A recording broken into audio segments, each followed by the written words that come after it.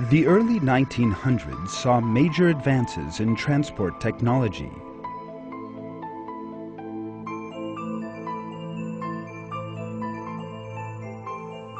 Mankind welcomed these advances, which made life so much easier, and quickly adapted to them.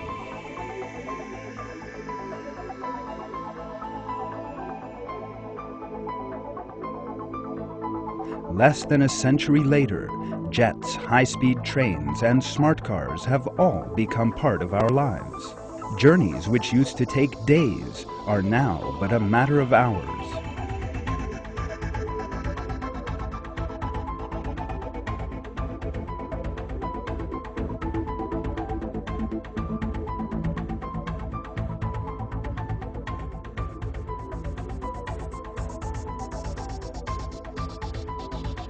The advances in technology are not limited to modern means of transport. Technological possibilities in many fields, especially in health, information, and communications, have assumed giant dimensions.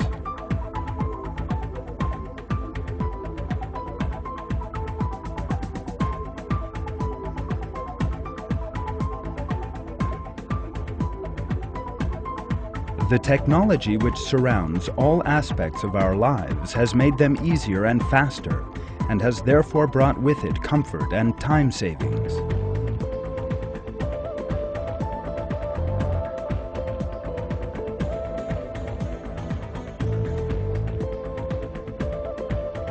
It is hard to say what else will change in our lives in another century. For the moment being, we can only imagine what those years will be like.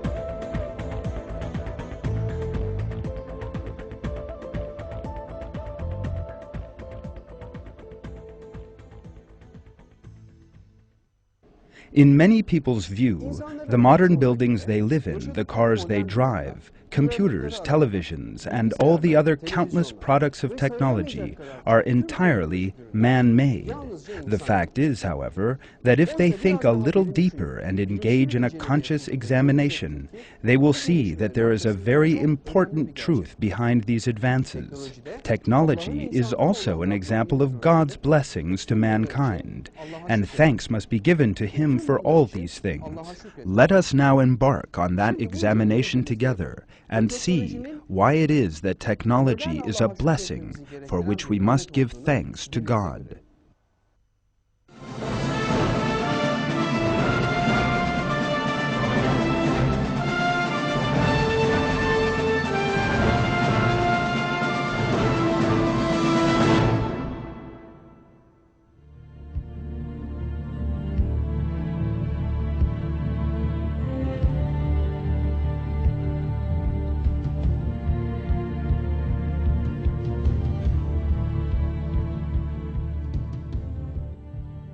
Let us consider the products of technology we use: cars, computers, televisions, the ovens in our homes, the telephones we use.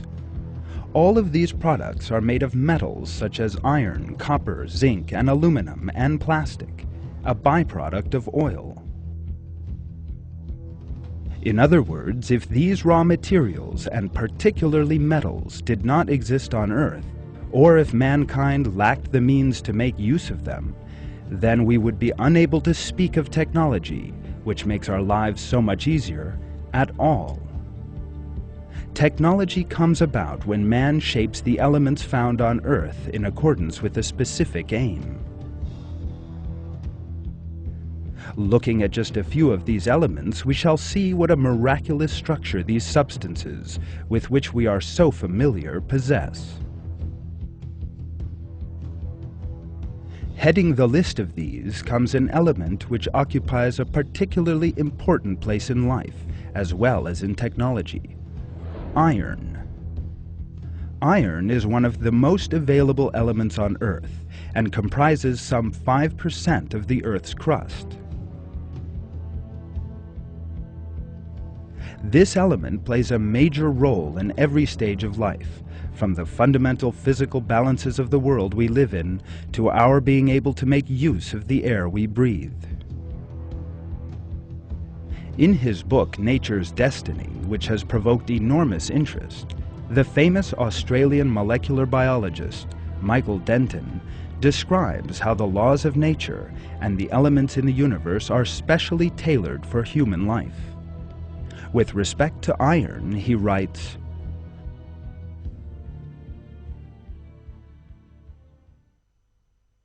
"Of all the metals, there is none more essential to life than iron.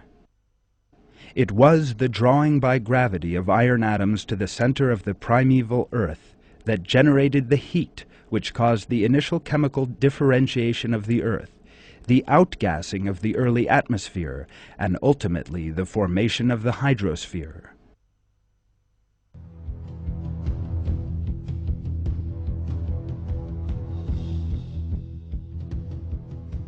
Iron is also of particular importance to our respiratory systems. This substance forms a compound with oxygen in the hemoglobin in human blood. This keeps the exceedingly combustive oxygen atoms under control. Iron directs oxygen, a most valuable source of energy, to the cell's respiratory mechanism. In other words, even our breathing is made possible by iron. What if there were no iron atoms? In that event, life would not be possible, and the planet we live on would become unable to sustain life. Were there no iron, the primitive Earth would not have warmed up, and the atmosphere and hydrosphere would not have formed. The magnetic field which protects the Earth from meteors would not have formed, and there would be no radiation belts or ozone layer. The Earth would be a dead planet.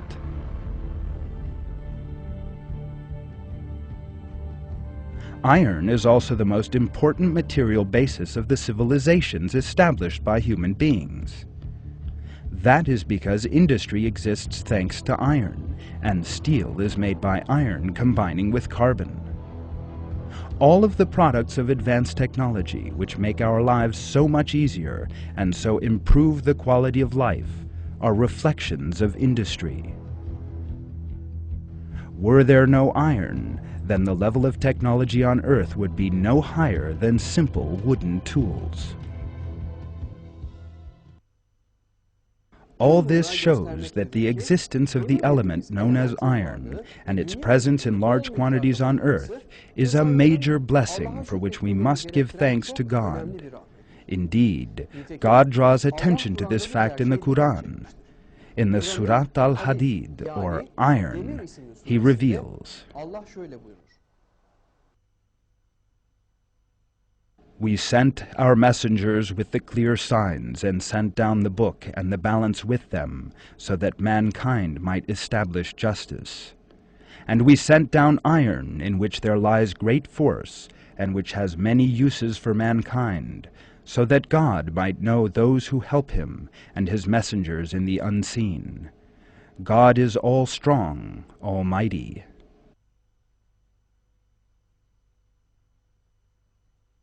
Iron, in which there lies great force and which has many uses for mankind, is one of the most important blessings which allow mankind to make technological progress. Therefore, everything made from iron and steel once again reminds us of the compassion of God.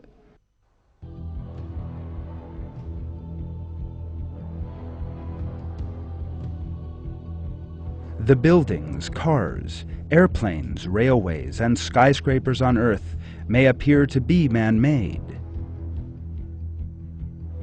In fact, however, they only exist because God has created iron and placed it in the earth.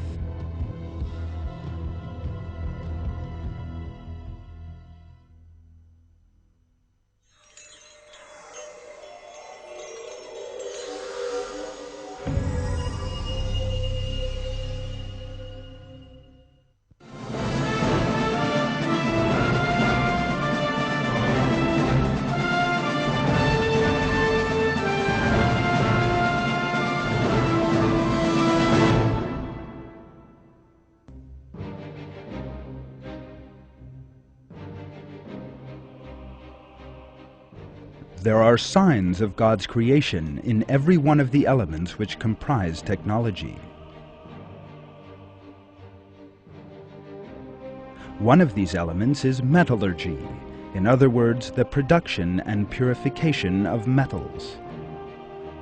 Metallurgy is the starting point for technology. The existence of suitable metals and the means whereby human beings can melt and shape these metals are therefore essential to it.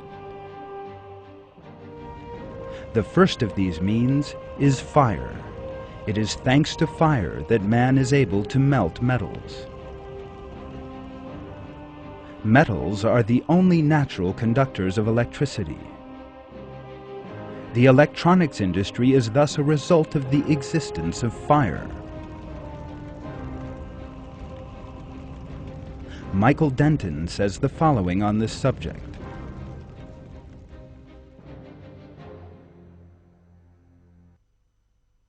Our ability to handle fire is no trivial ability, because it was only through the use of fire that technological advance was possible.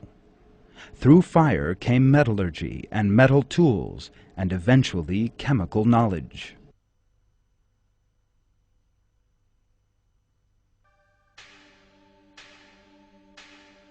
Fire begins with the ignition of combustible objects.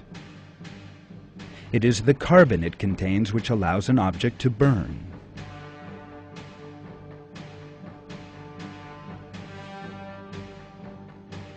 When carbon and oxygen react, they release large quantities of heat, which we see and feel as flame.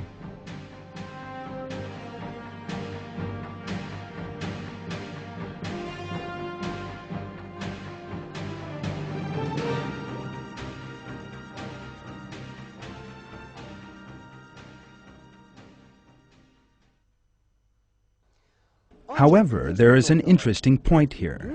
Some 20% of the Earth's atmosphere consists of oxygen. Carbon is found in all living things, including our bodies. In other words, the materials for fire exist side by side all over the world. So why is it that they do not immediately react together? Why do our bodies and all other organisms not suddenly burst into flames? The answer lies in the astonishing properties of fire.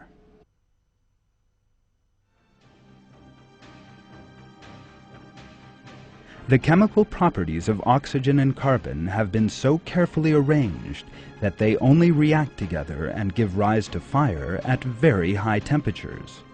For that reason, a high temperature is essential for fire to appear. Someone trying to make fire by rubbing sticks together is actually raising the temperature by means of friction. In striking a match, you have to heat it in a moment by rubbing the head against a rough surface. If carbon and oxygen had a rather high tendency to react together, people, trees, and animals would suddenly catch fire when the air temperature went up. That would become an almost everyday phenomenon. For example, this plant living in the desert could suddenly burst into flames like a tinderbox when the air temperature reached its highest level in the middle of the day. That, of course, would make it difficult to speak of life on Earth at all.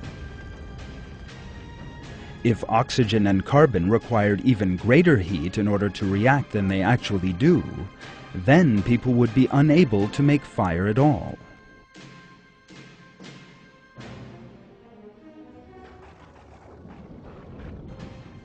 Fire would be a mythical form of energy which only emerged when lightning struck a forest.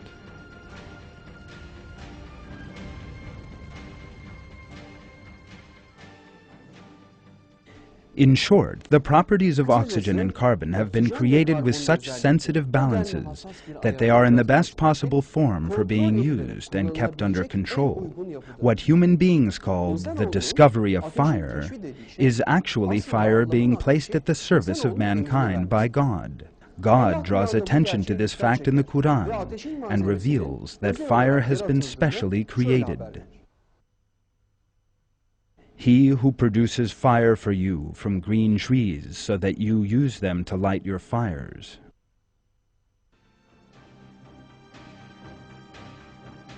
The earth we live on is a perfect environment for making fire. And this specially created environment is the starting point for the technology we possess today.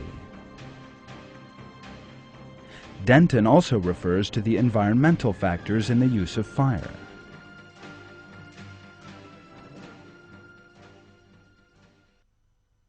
The use of fire is of course dependent on additional environmental factors, on the availability of wood, for example, and relatively dry conditions. Unless these additional factors were also favorable, then despite all the physical and mental adaptations which makes us human, and despite the fitness of the earth as an abode for carbon-based life, neither fire, metallurgy, chemistry, nor any scientific progress would have been possible.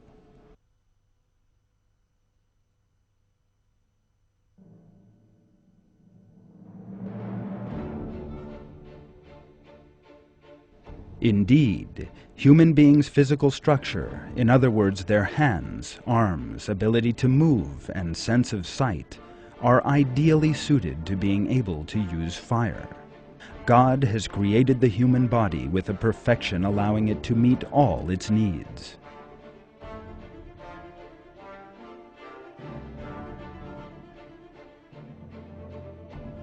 He has also given human beings a brain, and thus the intelligence and skill with which to use fire.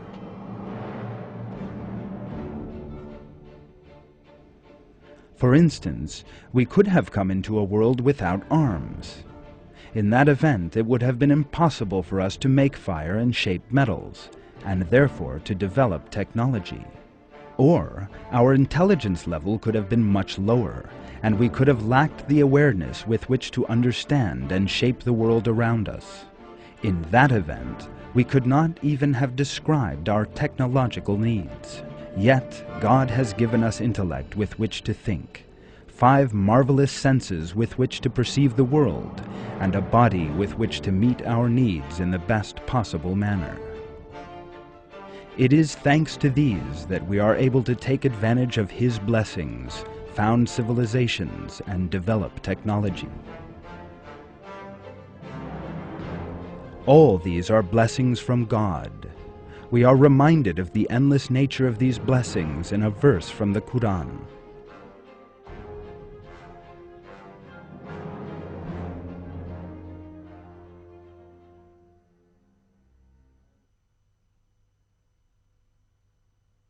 If you tried to number God's blessings, you could never count them. God is ever forgiving, most merciful.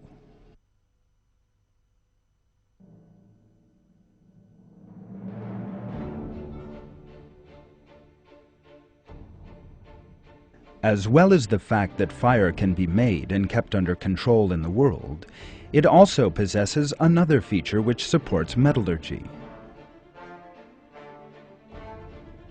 All the metals in the world, and especially iron, melt and become liquid at a temperature which fire is capable of achieving. For instance, a temperature of 1,530 degrees is necessary to melt iron, and that can only be achieved by a powerful fire. Were even higher temperatures to be needed to melt iron, then no fuel in the world could achieve them, for which reason metallurgy would again be impossible. In that case, of course, there could be no technological progress, and civilizations could not be established. After briefly summarizing mankind's scientific development, Denton makes the following comment.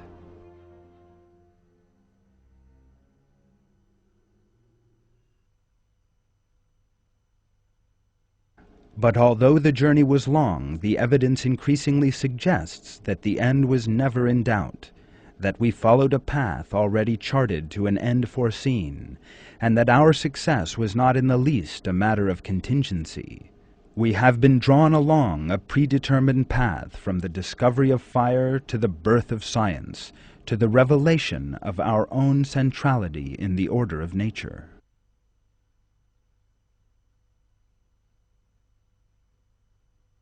The truth expressed by Professor of Biochemistry Michael Denton in scientific terminology is the truth learned from the Quran by every believer. God created the world for human life, placed all that exists on earth at the service of mankind, and enriched it with a variety of blessings, as God reveals in the verses of the Quran. God is He who created the heavens and the earth, and sends down water from the sky, and by it brings forth fruits as provision for you. He has made the ships subservient to you to run upon the sea by His command, and He has made the rivers subservient to you, and He has made the sun and moon subservient to you, holding steady to their courses, and He has made the night and days subservient to you. He has given you everything you have asked Him for. If you tried to number God's blessings, you could never count them. Man is indeed wrongdoing, ungrateful.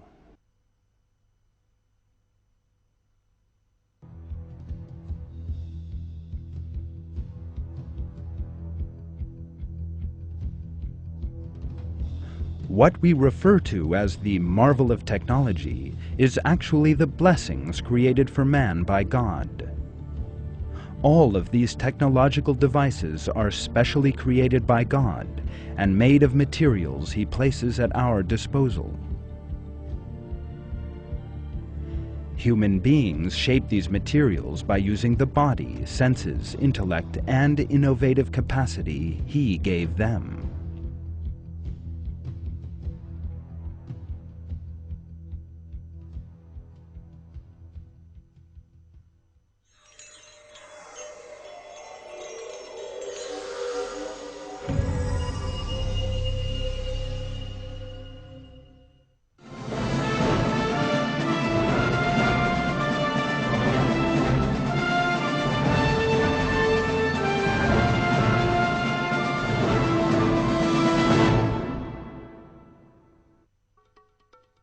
One substance we use together with technology occupies a particularly important place in our lives, and what is more, it is an incomparable substance: glass. From the time it was first discovered to the present day, the varieties of glass have constantly increased, and as its range of uses has broadened, it has become an indispensable consumer commodity. This important substance is used in the construction, automotive, drinks, food, pharmaceutical, electrical, electronic, and a great many other sectors. Glass occupies a state between solid and liquid. Silicon, in other words sand atoms, combine in an irregular manner with calcium, potassium, magnesium, and sodium atoms. Glass emerges as a result of this irregularity. The reason why glass is so widely used is its superior properties. It does not rust. It is waterproof and transparent. Glass is highly resistant to the effects of substances in liquid, solid, or gas form which come into contact with it. This is known as chemical resistance.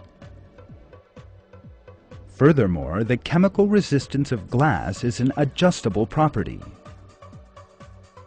The height of the alkali level in glass lowers that resistance, and boron oxide, aluminum oxide, zinc oxide, and zirconium oxide raise it.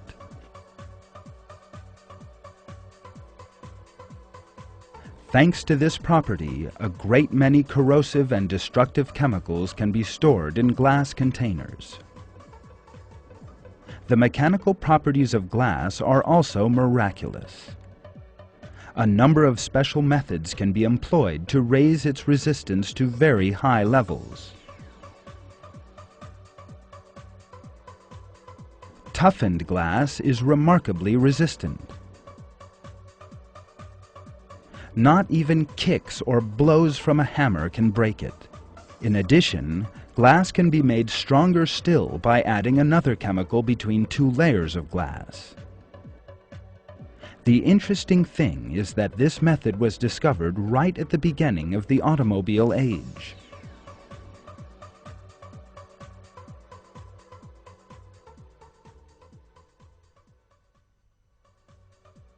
The discovery of reliable glass took place just when it was most needed, in the age of the motorized vehicle. In 1903, the French chemist Edouard Benedictus formed triple-layer glass by placing cellulose nitrate between two layers of glass. His discovery began to be employed in car windscreens in the 1920s and to be seriously reproduced in the automotive industry. Glass has yet another important property, one which makes it so important in our lives. Its raw materials are plentiful and easy to find. Had God so wished, those raw materials could have been as rare as gold or diamonds. In that event, we would have been unable to make as much use of it as we do. Just like iron and fire, glass has also been created for human beings and placed at their disposal.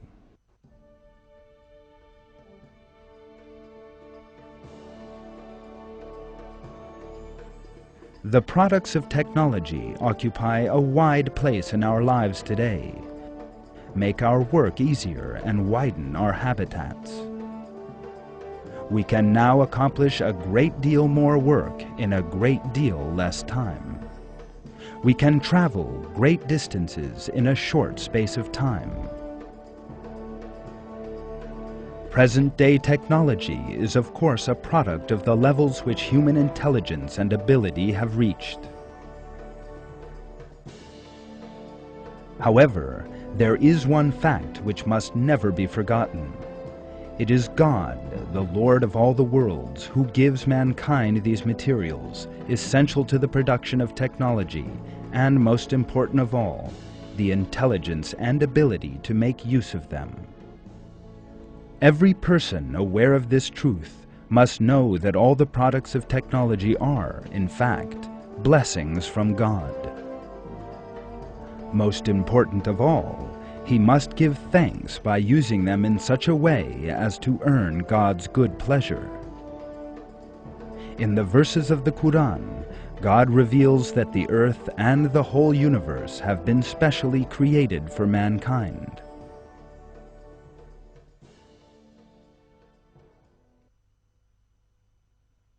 It is God who has made the sea subservient to you, so that the ships sail on it at His command, enabling you to seek His bounty, so that hopefully you will be thankful. And He has made everything in the heavens and everything on the earth subservient to you. It is all from Him. There are certainly signs in that for people who reflect.